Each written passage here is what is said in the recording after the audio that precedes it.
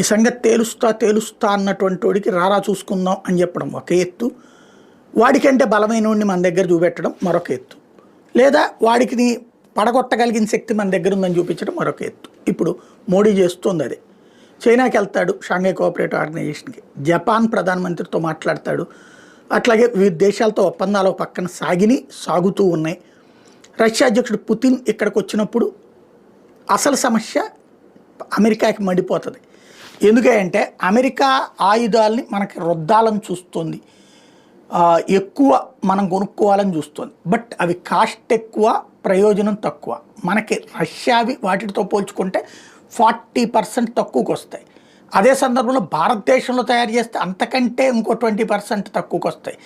కాబట్టి భారతదేశంలో తయారీ జరుగుతోంది. ఇంకా ముఖ్యమైనటువంటి మన దగ్గర ఇంకా తయారీ లేనటువంటి వాటిని రష్యాతో ఒప్పందాలు చేసుకుని రష్యన్ కంపెనీలు ఇండియాలో